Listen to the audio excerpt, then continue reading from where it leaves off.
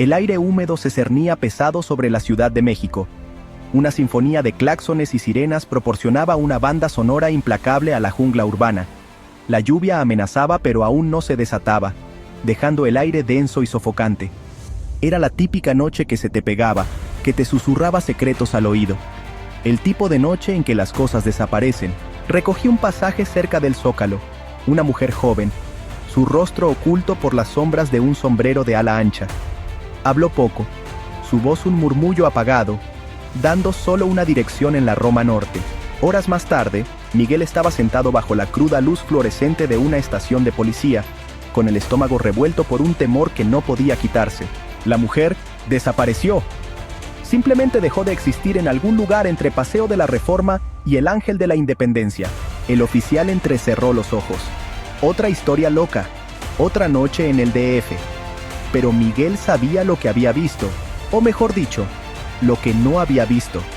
La mujer se había ido, dejando solo el tenue aroma a jazmín y un silencio escalofriante que lo decía todo. La desaparición de la mujer en la Roma Norte no fue un incidente aislado. Susurros de sucesos similares comenzaron a surgir en los bajos fondos de la ciudad, pasando de chofer a chofer en voz baja, en las concurridas bases de taxis. Historias de pasajeros que desaparecían a mitad del viaje, dejando solo una inquietud persistente y un asiento frío y vacío. Te lo digo, amigo, me pasó a mí. Recogí a un joven cerca de Xochimilco, dijo que iba a Coyoacán. A mitad de camino, ¡puf!, desaparecido. Se esfumó. Otro chofer, un hombre más joven con un temblor nervioso en la voz, intervino. Mi tío jura que recogió a la Llorona una noche. Dijo que estaba vestida de blanco, llorando por sus hijos. Cuando llegó al destino, ella ya no estaba, pero sus sollozos resonaron en el coche durante horas. Estos cuentos, a menudo descartados como folclore o divagaciones de hombres cansados, comenzaron a tejer un tapiz de miedo e incertidumbre por toda la ciudad. La línea entre la realidad y la superstición se difuminó, dejando a muchos preguntándose si había algo más en estas desapariciones de lo que parecía. Las historias variaban, cada una más extraña e inquietante que la anterior.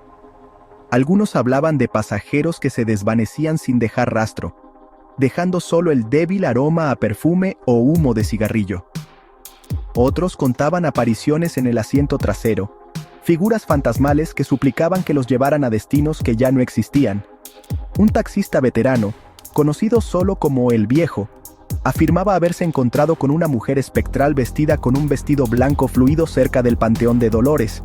Ella le había rogado que la llevara a la tumba de su hija, pero cuando llegaron, había desaparecido, dejando una sola rosa blanca sobre la fría y gris lápida. Otro chofer relató un escalofriante encuentro con un joven que paró su taxi cerca del Palacio de Bellas Artes. El hombre, con el rostro pálido y demacrado, había pedido que lo llevaran a las afueras de la ciudad. Mientras conducían, el pasajero habló en voz baja y frenética sobre ser perseguido por algo siniestro, algo de lo que no podía escapar.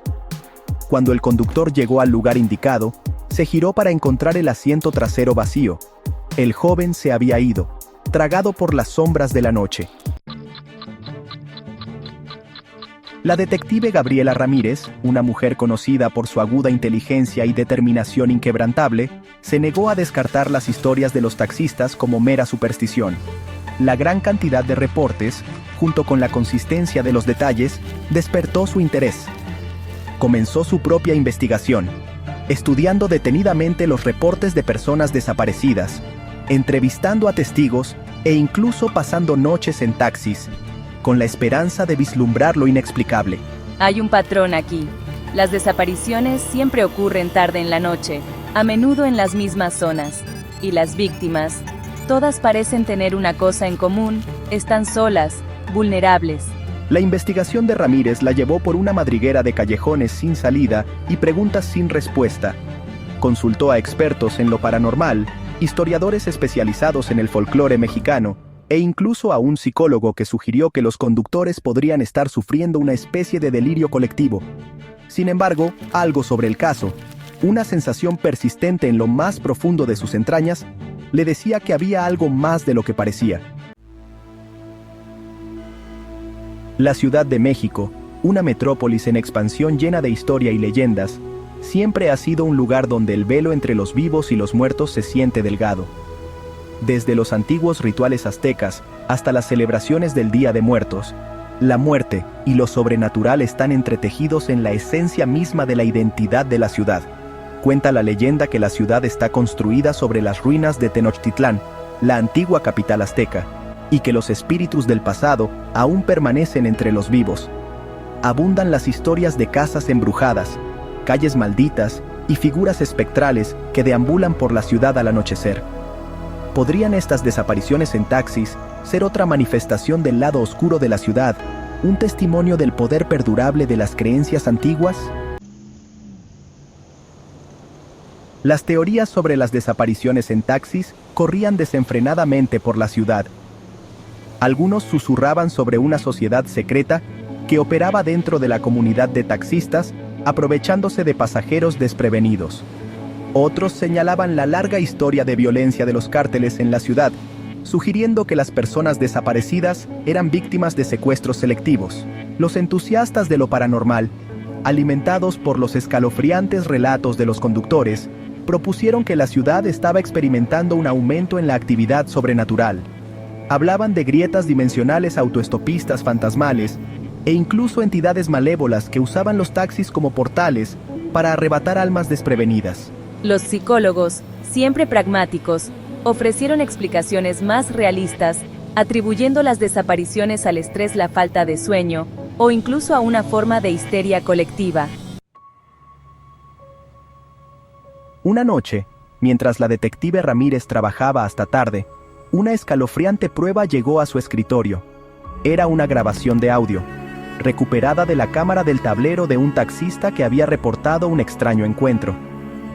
El conductor había recogido un pasaje cerca de la Basílica de Guadalupe, una mujer joven que hablaba en voz baja y frenética sobre ser seguida.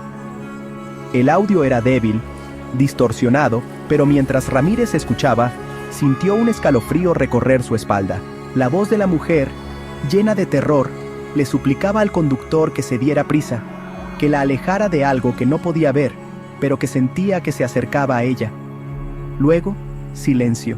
La grabación terminó abruptamente, dejando a Ramírez con una sensación de inquietud que se asentó profundamente en sus huesos.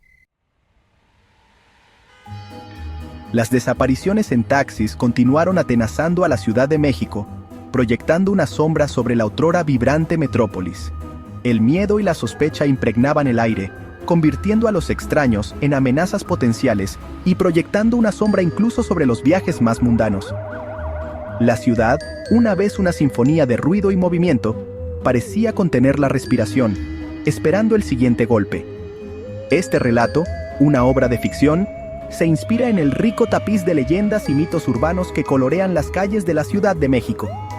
Si bien los eventos descritos aquí son ficticios, sirven como un recordatorio del poder perdurable de la narración y del delgado velo que a menudo separa la realidad de lo desconocido.